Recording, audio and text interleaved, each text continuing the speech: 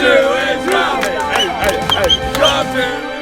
Come to Israel! Come to Israel! Come to Israel! Come to Israel! Come to Israel!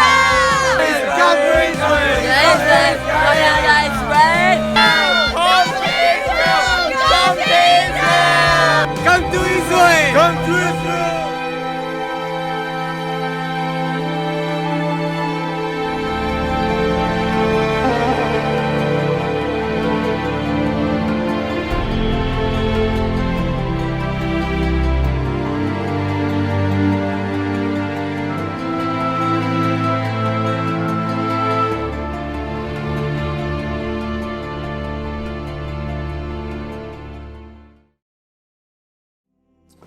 Hi, my name is Kevin Jessup, the co-founder and president of the Return International. And now as we launch from the Return here in America, across the continents of Africa and Asia and Australia and throughout Europe, and finally going back to where it all started, in Jerusalem, in Israel, the Return Israel. We took our first initial foundational trip for the Return Israel and all that we're doing there now. And I was able to go with my young executive assistant, my protege, my Joshua generation, if you will. And I met Juan Pinzon back when he was still in high school at 17 years of age, and God had already had his hand on his life. He'd been called, he'd been chosen, he's way ahead of his years. And I remember when we first got together, and through the years we kept in touch. And a couple of years ago, God ordained that we would begin to work together. And so Juan has traveled all around the world, throughout South America, Brazil, Colombia, Nicaragua. He's been everywhere. I think recently you just got back from Guatemala. Yes. And so in July we went to Israel for the first time, and having been to Israel so many times myself and taking tours there and working with people that are in the land and working with the military and the Knesset and the government and so many other things, I was anxious to take Juan with me to Israel and begin to introduce him to the people in the land and watch his experience grow, having never been to Israel. And what we're going to talk about today is what that experience meant, what it means for the next generation to go to Israel, because once you go to the land, you're never the same. And so welcome, Juan. It's good to have you. Thank you. Thank you for having me, Kevin. And today, Juan is, can I say how old you are? Of course. He's 25 years old. He's happily married, and he's got a wonderful wife. And so for several years, Juan and I have been close friends, and that closeness continues to grow closer, even now that we've been to Israel together and we're getting ready to return again. But I want to talk to Juan about what it was like when you went to the land. What was your first impression? How it impacted you? And we'll talk about some of the specific experiences that you had. You had God encounters there. Yes. And so tell us what it was like as we flew in and we approached the Tel Aviv on that day. Yeah, well, first, always want to thank Kevin, and just what a great mentor, what an honor it is to be able to serve with you. And if you call me Joshua, then you have to be Moses. But the Lord knows the secret desires of our hearts, as the Word tells us. And as a young kid, even younger than I am today, I always had sort of an inclination towards Israel, even before I knew of God in the way that I know Him now. And I didn't know how I was going to get there, or how it would possibly even be possible. I'm from Colombia. I'm from a small village, and it just doesn't happen for kids in that place to end up in the chosen land, the promised land. And through divine encounters and beautiful experiences with Kevin, the Lord has granted one of the desires of my heart, but more importantly, the desire of His heart for the people of Israel, for the land. And when we came together to plan this trip and everything that we were coming to do, it felt like the moment was approaching quickly. So I called on a few people and got all the downloads from Kevin about what the land is about. And I believe nothing can really prepare you for actually being in the land. Ever since I came back, I haven't been the same. I really have not. And I encourage every believer, young, old, any race, any tongue, to have that experience. And for me, my experience was something that started even from getting on the plane. It's a very long plane ride, that's for sure. And you're tired, you're exhausted, and but when you land and the wheels of the plane touch down on Ben Gurion Airport, and you get out of the TSA lines and everything like that, you feel the Spirit of God all over that place, all over the land. It's before you even leave the airport. So through the windows, and you can see the Hebrew letters everywhere, and you just feel you're in this back in time a bit. And that's what it felt like. The other thing was I was kind of stunned and shocked at how beautiful it was. Coming into Israel, not that I expected, desert and ruin. I've seen pictures and videos, but of how green it was and how many flowers there were and how clean the roads were, and the drive up to Jerusalem was as scenic as I've ever seen. And coming into Jerusalem, and again, you're tired, you're kind of exhausted, but your eyes are eating on the beauty that is Jerusalem, the walls, the city of David. And we stayed in a really cool spot that you've stayed before, the Gloria Hotel, which is inside. Right inside the Jaffa Gate. Yeah. And then as soon as we get there, you're kind of reawakened. And when we first got there, when we started to walk through the city and see some of the things, what was it like to feel like you were walking right where Jesus had walked? Yeah. What was that like? I would say cathartic in a way. It was beautiful and emotional, but it's also this sense of I've been here before, and like this feels like home. Strangely, many people recount that that's how they feel when they go to Israel for the first time, that it feels like home.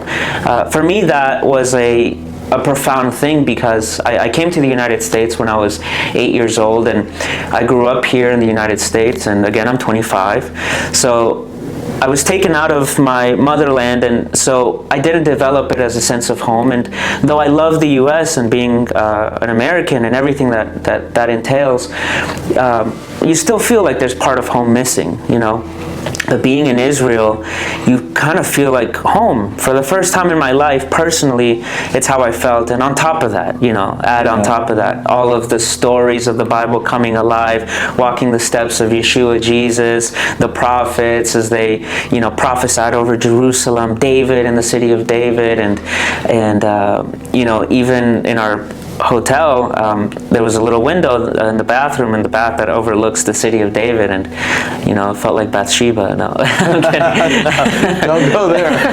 But it was every story, everything that is Jerusalem. It takes a few days to sit in too. Yeah, I think it doesn't hit as soon as you come in. Again, you're kind of tired, but also on this rush. You're 8 hours. Is it 8 hours ahead? 7 hours. 7 hours from where we are on the East Coast. Yeah. So, it was more than I can imagine, even in the first day. We had the opportunity to go into the Knesset, and one of the first days we were there, and former Prime Minister Benjamin Netanyahu walked into the chamber, and we had an address from him, and it was an incredible time.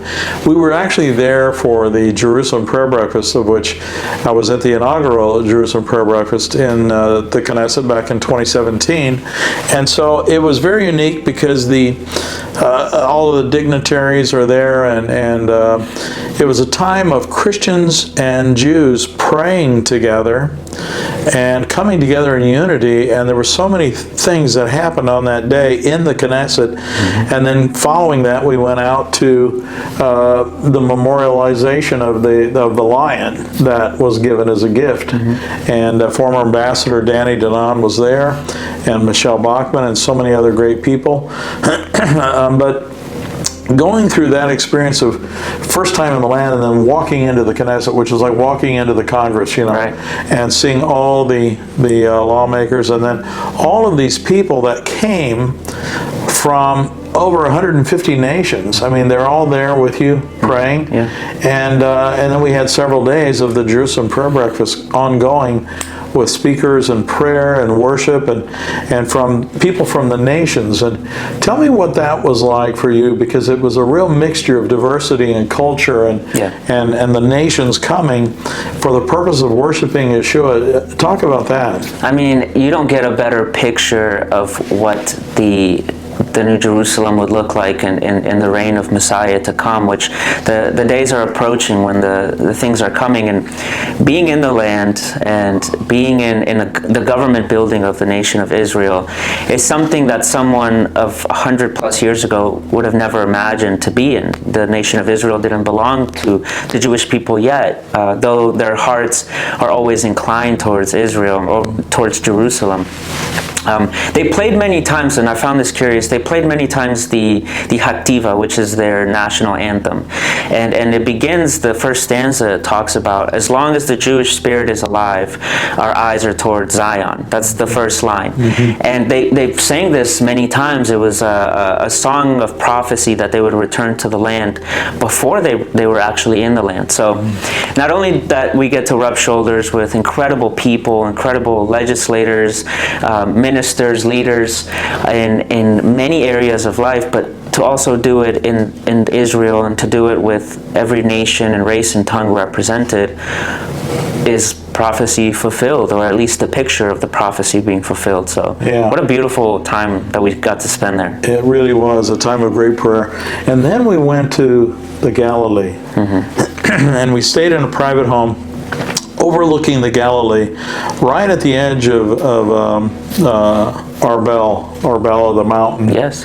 where Jesus had called the disciples to ignite them with a great commission. And Arbel was a city that was destroyed by the ancient Romans Yeah.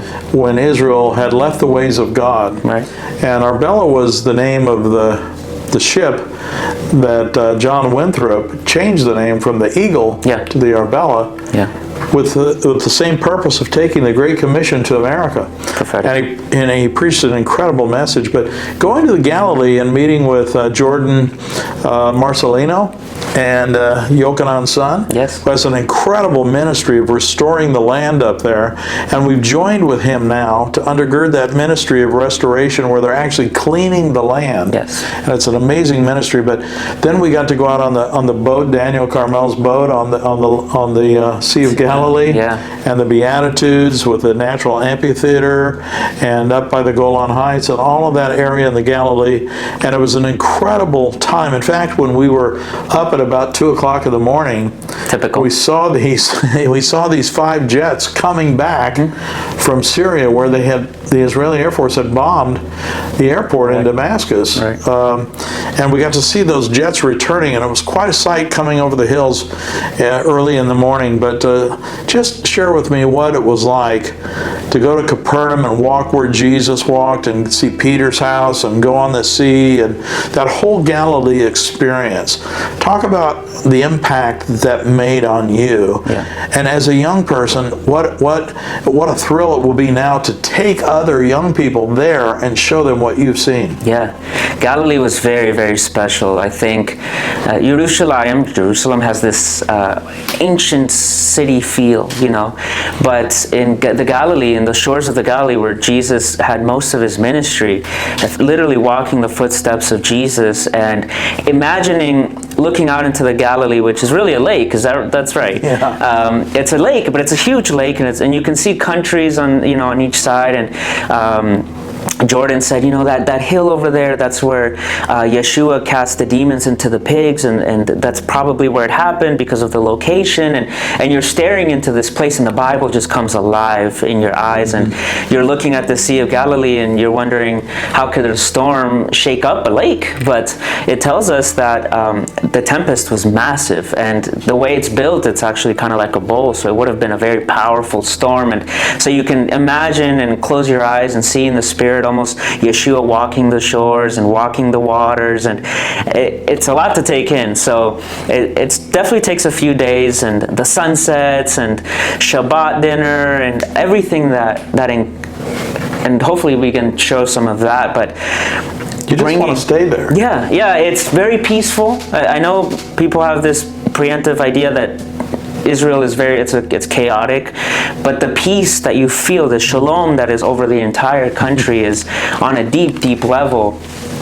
And I would love nothing more than to see my generation, the young people, experience that. Not only that they get to see the Bible come alive in a way they've never before seen it, but that they can have their own God encounters there, that God can speak to them. And I actually cried most of the Shabbat dinner that we were invited to, because it's a beautiful picture of the Jew and the Gentile coming together, breaking bread, talking about the definition of the challah bread and how that is significant of Jesus, and the wine and the food and the washing of the hands and the blessings and the singing and the flutes, and you just can't help but fall in love. You're in love. That's really all it is. You're in love.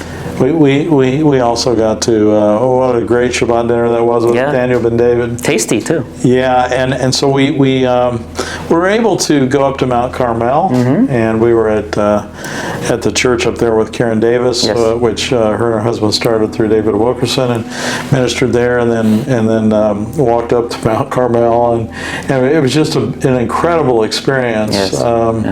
Talk about that, because that Messianic congregation there was incredible. Yeah. Oh wow. The music, the worship, everything. In a way, again, Israel is very cathartic for me, and cathartic is to be joyful and a bit sad at the same time, because my heart longs to see this here in the United States. It longs to see people of every tribe and tongue come together to worship Yeshua. And I remember in their worship session, they had English, they had Hebrew, they have Arabic, and they have Russian, and so the tongues were coming together, though they didn't speak the same language. They had the same mission, the same purpose. And being on the mountain where Elijah called fire from heaven and showed the prophets of Baal who God really is, overlooking the valley where Armageddon is to take place, and another super deep revelatory experience. But watching the saints come together in a biblical place is something that my heart longs for, to see that unity here in America. Everyone knows everyone. The neighbors are talking to each other. The Messianic community is tight-knit. Everyone knows each other. They help each other. One brings the wine to Shabbat. The other one brings the bread to Shabbat. And they break bread in the name of Yeshua, which is a beautiful picture of how we're supposed to be as the church. Yeah, I remember going from there down to the Jordan River area near Jericho, and we drove from Jerusalem down through that barren land into Jericho, and we met with one of the Arab Yeshua leaders there, and heard the testimony of what Jesus is doing in the Arab world. It was quite amazing. Yes. And there is a lot of Yeshua followers who are of Arab descent, and it's quite amazing how God is bringing these various peoples together in unity and love. And so when we were there, you had an experience. We were with Robert Shofar and Robert Weininger, and he took us into his place there next to the IDF, the Israel Defense Force base, where all the tourists come, and he has shofars there. And you were given a gift of a shofar, and you were able to so naturally, after a short introduction, to blow the shofar. And what was it like? Because you're blowing the shofar right there, looking at where Joshua came into the promised land, and we're watching the mountain there where Moses was, and here's Joshua crossing over, and that's where you got your shofar. And tell me about that experience. Again, I believe the Lord knows the deep secrets of our heart, and it's something that I've always hinted at God that I wanted to learn how to do, or I had some sort of connection to the shofar, but no one knew this. It's not something I shared with anybody, or even in my prayer time. It was just hidden down in the depths of my heart, But going to Beit Hogla, where he lives, all the houses look like little Flintstone houses, and they have vineyards, and they live in very much this kibbutz style, which is kind of communal village style. And he invited us in, and the reason that Joshua is so important in this scene, in this moment, was because the Lord in 2020, when we did the return, I got to share a word, and he spoke to me about my generation, Gen Z, being the Joshua generation, which means a transitional generation. Joshua was the transition into the promised land, and for that he had a lot of things to work with the Jewish people as they came into the promised land. But so that has been the message on my heart for the last 2 years. And being in that place, and Robert showing us the peak where Moses overlooked into the land, which makes it that Bible verse come alive, because you can see how far he can see of this mountain. And then he tracks with his finger down, and he said they came down this way, and then right by us, and took off his shoes around this area and said, this is holy ground. And I felt that. I really did feel that it was a holy place. And he invites us into his shofar room, which has more shofars than I think you can count, and all shapes, sizes, colors, and he covers me with a talit, a ceremonial talit, and prays over me and anoints my head in oil and gives me a shofar.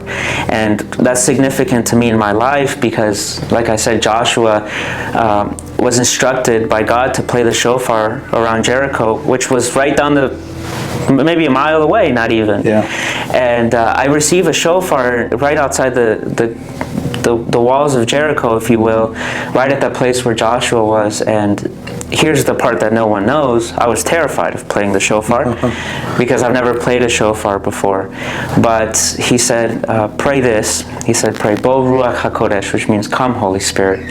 And pray and just sound it out, and whatever sound it makes is the natural sound that God has gifted to you.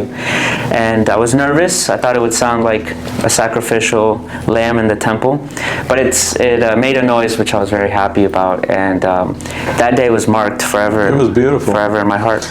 I remember watching you being prayed over and getting anointed and blowing that shofar. It came so natural. It was quite a scene. And then from there, we drove from there that very day down to Masada, and I'm explaining to you Masada as we're going through the Engedi into Masada, and as we took the tram up to Masada and walked through that place and learned about what happened there. And then blew the shofar from there. Tell me about the experience of going to Masada and seeing the Dead Sea from on heights and all of Israel from there. I mean, the topography of the land, as we've mentioned, the way that God has, with his hand, molded this place like I've never seen before. I mean, you go from desert to lush forest, and then mountains and hills and valleys, and the lowest point, the highest point. But that drive to Masada was beautiful, beautiful. I mean, you get the Jordan into the Dead Sea, and you're going, into the lowest part of the earth. And there is this mountain. Well, actually, we even drove by the Qumran, where they found the Dead Sea Scrolls. Then we drove by Engedi, where David wrote some of the Psalms, and probably where he cut the corner off of the king's robe. And you're imagining these stories, as you're driving. And getting up to Masada, this place that represents the Jewish spirit of resiliency against enemies that they've had for so long. They've always been persecuted in many ways. But watching this mountain approach as you drive in is bigger than I imagined. You have to take a trolley, you have to take a little trolley up to the place, and it's a city built on this huge mountain. It's Herod's Retreat. Yeah, it was beautiful. Seeing the ramp that the Romans built and the camps that they had outside, it was an amazing thing. It's more than your eyes could even imagine. It doesn't feel real most of the time, but the Romans they built a ramp to come siege. It was the last Jewish settlement in the Roman Empire that they were conquering. And for months they built this ramp, and the Jewish people were stuck up there having to watch the Romans come up. And the story is tragic in its ending. It ended all of their lives, but that's the spirit of the Jewish resiliency that we got to experience there. And then blowing the shofar over the Dead Sea. Again, it might not sound great, but I'm learning. And three Jewish boys approached me, and kind of representing the Father, the Son, and the Holy Spirit, asked me to play my shofar. Robert said it was okay. And I mean, God moment after God moment after God moment. Yeah. It's inevitable in the land, really. Yeah, you know, we went back to Jerusalem and we met with Okoch, who used to be Yes. in government in Africa, Yes. and we met with the Prime Minister of Finance from Ghana and so Yes. many other people, but in private meetings, which were tremendous. But we also went to Golgotha and the Garden Tomb Yeah. and Gethsemane. Gethsemane. Yeah. And we sat on the southern steps of the Temple Mount where Peter preached that message. Yeah. And so just seeing all of that and walking there and even filming there and speaking from there and experiencing the garden and just talk about what that meant to you. Yeah, more than words can describe, but you know, I'll try. The experience of, for me, another secret of my heart was being in the Garden of Gethsemane. It's a place that represents anguish. It's a place that represents stress. It's a place where just moments before, hours before, Yeshua was there praying and being pressed on all sides like the oil press, and he knew that just hours until the execution would happen, just hours until the guards would show up, just hours before his betrayal would commence. And in that moment of deep, deep sorrow, he looked upon Jerusalem, which again, if you're there, you can see it for yourself and what that meant. Because from the Garden of Gethsemane, you can see the walls of Jerusalem and the gate where he's actually supposed to return. Gate. Yeah, the Eastern Gate. And he looked at, the scripture says that he looked upon Jerusalem and wept, and wept over her. And even though she was the one that was about to give him over unto death, of course we know and what happened on the third day and what a victorious day it was. But Gethsemane, every place that represented the walk of Yeshua, the mercy, the grace, the kindness, the patience of being in that place. And I think I found the corner of the ear of the no, I'm just kidding, but being there where the disciples were and standing there is In the Garden real. Tomb. In the Garden Tomb, I mean, he's not there. That's the good news. I looked, I checked it. I went inside, he's not there. Praise Jesus, hallelujah, that's awesome. Golgotha, which overlooks now a bus station, but it is the place of death, representing the death of the sins of the world, and the resurrection, which happened just 100 feet away where the tomb was, where he was confused as a gardener. I mean, the stories, they just kind of fill in themselves, and it's overwhelming, but in a good way. You can't stop thinking about it, you know. There's so much more to say, so much to talk about. We're going to do this again, but in the minute that we have left, just talk to the young people in your generation and tell them, if you have a chance to go, where to go to learn more about what we're doing there and how they can join you and I in a trip. Yeah, well, we're so excited to announce that the Return Israel is going to be bringing Gen Z to Israel and the young generation. It's a beautiful thing to fall in love with the land. It's a beautiful thing to fall in love with the people and the culture. And we'd love to be a part of that experience for you for the first time, being into the land. And hopefully you come back many, many more times. I'm dying to go back, and I'm sure you will as well. And we encourage you to go to thereturn.org/Israel for more information on that soon, and all of the ways you can get connected, be a part of the trips that we're doing. It's not just, tours, it's a God experience. You're meeting the God of Israel. He will reveal himself to you. We're going to have restoration tours where they can actually clean the land. We're going to have baptism tours. We're going to have archaeological digs. So there's a lot of things that you'll be a part of when you come to Israel. And I want to thank Juan for coming today. Thank you. And I can't wait for the young people to join you as you lead them through the experiences that you had in Israel. It's going to be a great time. It's going to be awesome. Let's do it. Go to thereturn.org and join us today. Shalom. Shalom.